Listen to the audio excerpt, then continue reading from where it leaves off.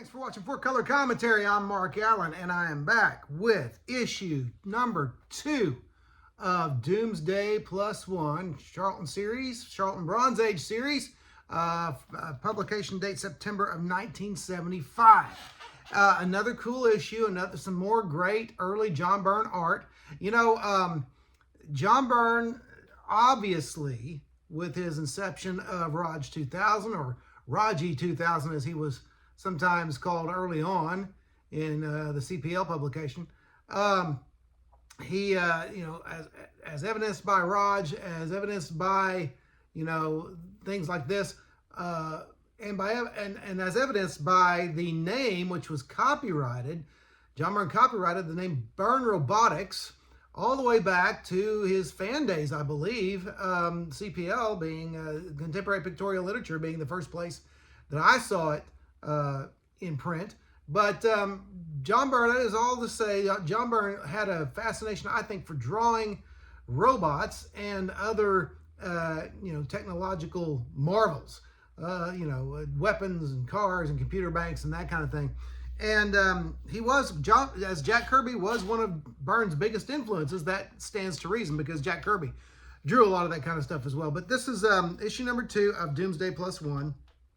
And, it starts, again, with just a wonderful opening page there of death, okay, pictured there with scythe and everything, and the skeletal face, and it looks like a little bit of flesh still clinging on there, but yeah, just a really morbid image there of death overshadowing an earth that has destroyed it, or the people have destroyed with nuclear weapons. It gives a little bit of an, what has come before type, a page or two of what has come before, and then right into the story. And so we open with Kuno and Boyd talking about flying that plane, and Kuno's not too keen on flying at first, but he adapts to it. So you've got the gang with with Boyd and Kuno and Jill and Ike, I guess is the way you pronounce her name. And then on the third page, you've got, I guess technically it's page too small, page 5. You've got the next antagonist, the antagonist for this story, and an army of robots. And those are very very similar to Raj 2000, just kind of beefier, bigger.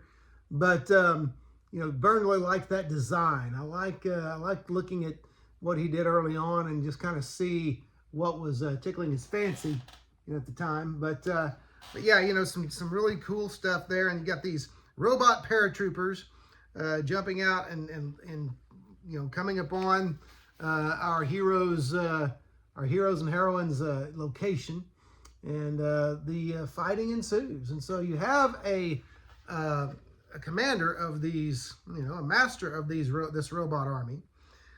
You also have, and we'll meet him in just a moment. You also have Kuno doing his best Thor impression with a 20-pound sledgehammer, taking out, since his spear couldn't do it, taking out a robot with that sledge. Great imagery there. And you can tell that, I think it's easy to tell that Byrne was just having a lot of fun. Check out this cannon. It's actually turns out to be a flamethrower, but check out this tank flamethrower here, okay? I really believe that Byrne was having a lot of fun with this series. He was young. He was probably, getting way too little sleep, and just churning out a lot of great work. Great 2-page spread here, and I'll show you the primary antagonist, the guy who's behind all of these robots.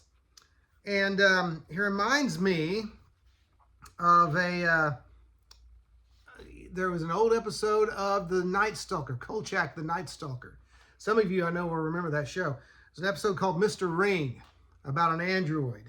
And this is just who I thought of when I first saw this again. Now, I think the first time I saw this, as a kid, the first time I saw these books, I don't think I had seen Night Stalker yet. But today, when I look at that, when I read this story afresh for the first time in decades yesterday, That's who this reminded me of. Oh, it looks like the android from Night Stalker. And it's what it reminds me of. Even though the android from Night Stalker didn't really have a face per se, they showed the raw circuitry and that kind of thing. And it's been so long, I don't remember that story real well. But that's what it reminded me of. And of course, I checked it out. They were the same year.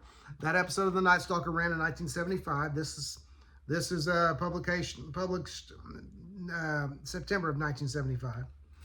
But he does ultimately come to his end there, thanks to Kuno. Kuno smashes his arm and then throws him from the balcony. But is he really dead? Who knows? Okay. And so, you know, you got a great story here. You do have a one-page prose piece called "The Last Red Rage." No illustrations. None of neither of the first two or the three, by the way. I've read issue 3. None of them have any pictures in their text pieces, but that's okay. It's a fun read. Another great read. Doomsday +1, number 2. Great stuff. Let me tell you what. Before I do issue number 3, a retrospective on issue number 3, planning on a video called John Byrne 1974, where I'm just going to show. I happen to have some works of his from 1974 through various publications, and I'm just going to go ahead and show those and just kind of get an idea, give a timetable of where he was artistically before he started doing actual work for Charlton, which it was Raj 2000 in contemporary pictorial literature, which got Nick Cootie's, I'm calling him Cootie, and that's just where I'm going to land. If it's Cutie or what, there's just no there's no non-funny way to say his name. But it was Raj 2000 that got Nick Cootie's attention, and I believe it was him. And it wasn't Wildman, it wasn't George Wildman. But and he invited John to come work at Charlton, or tried to got him work at Charlton. And so, you know, I wanted to do the 1974 video to show where John Byrne was artistically as a fan, because I think even as a fan, he was outstanding. His work was amazing. And the pieces I'll show you, one that I'll show on here I've shown before, but it's worth showing again. But anyway, that's Doomsday +1, number 2.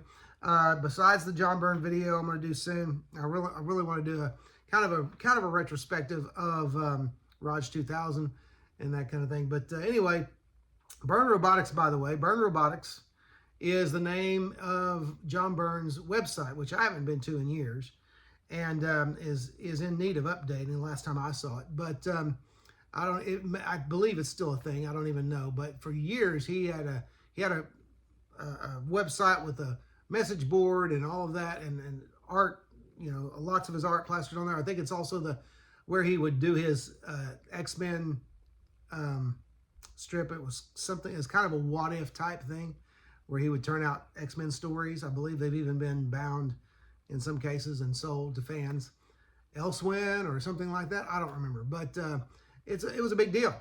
I don't know if it's still a thing, but it's interesting to me that Byrne Robotics is the name of the website, and Byrne Robotics goes all the way back to John's fandom, so which is really cool. I just think that's neat. Anyway, just a little aside there. Doomsday +1, number 2. Obviously, highly recommend this series, and just wanted to present it to the community out there. But that's it for now. Don't forget to like, comment, and subscribe, especially comment. And thanks for watching 4 Color Commentary. We'll see you next week.